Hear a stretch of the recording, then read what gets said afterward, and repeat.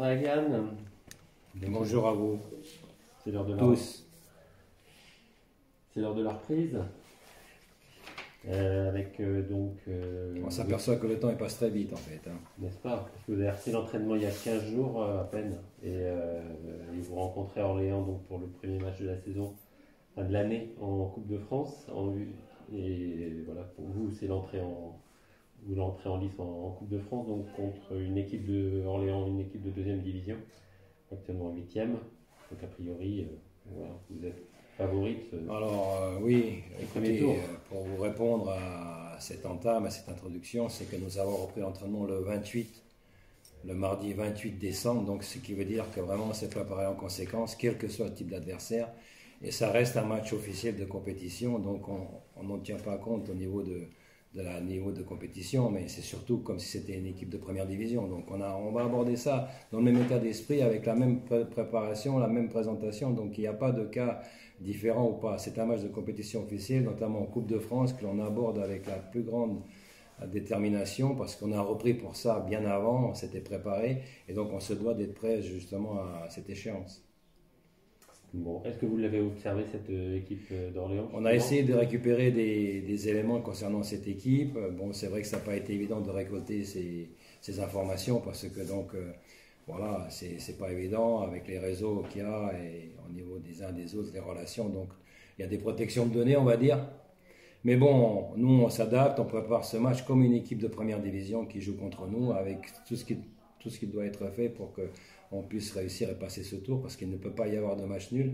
Et on va même prendre toutes les options, savoir tout ce qui est stratégique, les coups de pied arrêtés, on va tout prendre en compte et préparer ce match, bien entendu, avec beaucoup de sérieux.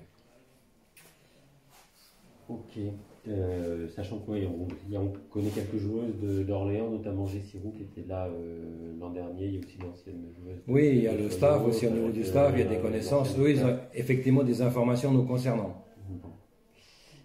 Ouais, ça double tranchant en fait. Oui, mais bon, comme je vous ai dit, nous on prépare ce match de Coupe de France avec la plus grande rigueur, la plus grande détermination. Les filles, elles ont pris conscience, et savent. Elles connaissent l'importance de ce match, de cette nouvelle année civile et ce qui suit derrière surtout. Donc étape par étape, dossier par dossier, pour avancer et progresser collectivement et faire la saison que l'on doit faire en 2022. Ok, et sur ce match, effectivement, ce qui peut être intéressant, c'est que a priori, vous aurez la possession. Donc... Nous verrons comment. L'objectif, c'est quand même d'avoir de la maîtrise pour se créer des occasions, parce que c'est vrai qu'on a du mal à s'approcher des buts adverses quand on rencontre des équipes de première division, mais on arrive à marquer des buts quand même, donc ce qui n'est pas négligeable, et on va faire en sorte pour que ça se passe comme ça, parce que de toute façon, pour gagner ce match, il faut marquer au moins un but. Bon, après la défaite contre Montpellier, vous aviez annoncé qu'il fallait être recruté.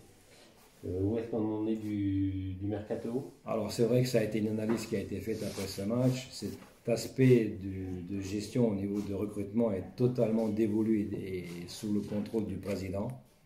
Donc là c'est clair. Donc évidemment qu'on a besoin de renforcer notre équipe offensivement et qualitativement, défensivement aussi, pour pouvoir éventuellement espérer utiliser Siga dans un autre registre. Et donc avoir des solutions plus importantes au niveau des choix et de la concurrence aussi, pour qu'il y ait une émulation, pour que les filles progressent, pour qu'on s'arrache en fait pour atteindre l'objectif qui est fondamental, à savoir maintenir l'équipe en D1 Arkema. Mais avant ça, je dis bien, avant de parler de tout ça, tous ces aspects au niveau compétition, championnat et tout ça, nous avons ce match de Coupe de France vraiment à être concentré et solide pour passer ce tour. On sait quelque chose, on est des compétiteurs, des compétitrices, donc on sait ce que ça veut dire. Le match se joue d'abord sur le terrain, c'est pas dans les coulisses. Vous avez envie de faire un bon parcours en Coupe de France, ça vous... Tout le monde a envie de participer à une aventure humaine et sportive, quel que soit le type d'aventure. Bon, et est-ce que justement tout l'effectif sera présent? Alors justement, là on a un petit souci parce qu'on a un cas Covid. Et là, Kabashi, donc c'est la seule, et un membre du staff.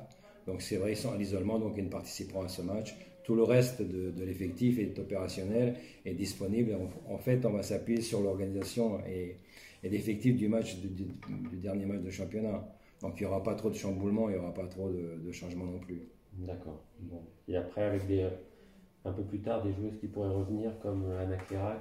On espère. Anna est en très bonne voie, Rachel Avant aussi est en très bonne voie. Donc c'est deux joueuses majeures et importantes titulaires à leur poste qui sont susceptibles de nous apporter vraiment ce plus dont on a besoin. Et elles aussi, je pense, elles sont impatientes de nous aider, d'accomplir ces objectifs et de réussir notre deuxième partie de championnat.